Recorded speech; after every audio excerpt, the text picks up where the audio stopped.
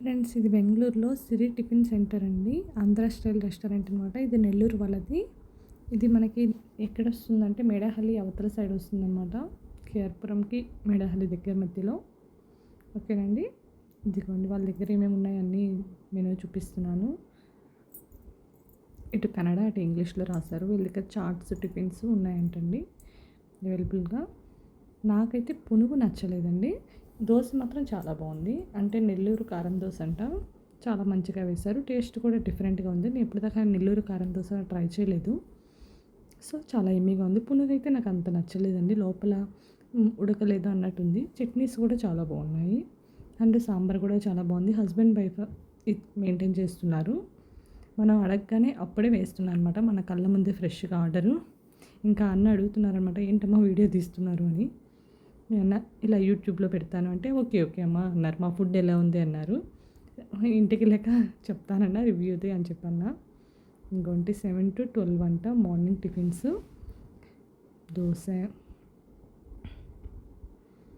ఇంకా నాకు ఇక్కడ నుంచి దోశ సరిగ్గా కనిపించట్లేదని ఇంకా అటు సైడ్ వెళ్ళి వీడియో తీస్తున్నా అండి.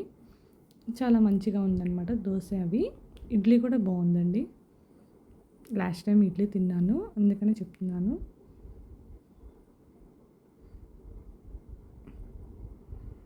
ఎవరికైనా కావాలంటే కనుక చూడండి గాయ్స్. పునుగు మాత్రం ఒక్కసారి తిని ట్రై చేయండి. ఆ రోజు మరి మేబీ కుదరకపోయి ఉండొచ్చు. అన్నీ ఒకేసారి కుదరని లేదు కదా. వాళ్ళు ఒక టమాటా పచ్చడి, చట్నీ అండ్ సాంబార్ ఇచ్చారనమాట.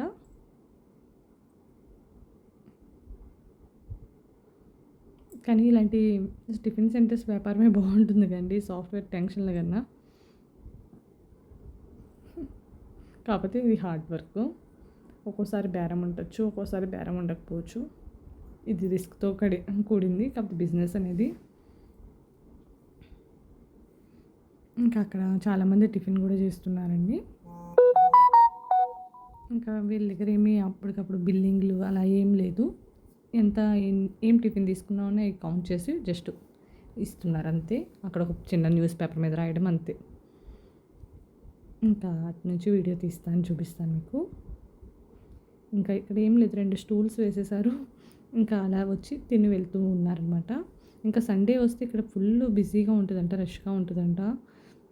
ముందే వాళ్ళు చెప్తారు కూడా 15 minutes 20 minutes పట్టిద్ది ఆర్డర్కి అని చెప్పి. చూడండి చిన్న గ్యాస్ స్టవ్ మీదే భలే చేస్తున్నారనమాట. దోశ కూడా చాలా ఎర్రగా కాలిందండి, బాగుంది. ఇది మా హస్బెండ్కి నాకనమాట. అసలు చూడండి ఎంత పెద్దగా వచ్చిందో దోశ. ఇంకా తను వేస్తుంటే నేను పాపం వాళ్ళ ఫేస్ నేను చూపించట్లేదండి, మళ్ళీ వాళ్ళకి ఇబ్బందిగా ఉంటుందని. కానీ చాలా స్పైసు. పిల్లలకి మాత్రం అంటే అలవాటు ఉంటే ఓకే, పిల్లలకి మాత్రం కొంచెం చూసుకొని పెట్టుకోండి.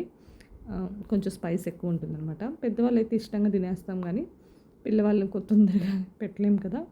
వాళ్ళకి ప్లెయిన్ దోశ అయితే సూపరు. కొంచెం బంగాళదుంప కర్రీ వేస్తారు. కర్రీ కూడా బాగుందండి టేస్ట్గా. దోశ మాత్రం సూపర్ ఉంది.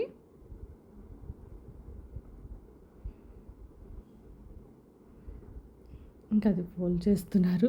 ఇంకా పాపం నేను వీడియో తీస్తాను కదా, తనకు కొంచెం మొహమాటము ఉంటుంది కదా, షై ఫియర్ అదనమాట. ఓకే, ఇంకా సరే అని చెప్పి నేను పక్కకు వచ్చేసాను. ఇంక ఇంటికి వచ్చాక మాకు టోటల్గా వచ్చి 150 రూపీస్ అయిందండి. దోశ వచ్చి 75 రూపీస్ ఎంతో పడింది అనమాట. ఇదిగోండి చట్నీ ఎర్రకారం. మా హస్బెండ్ ఒక ముక్క తినగానే వావ్ స్పైస్గా ఉంది.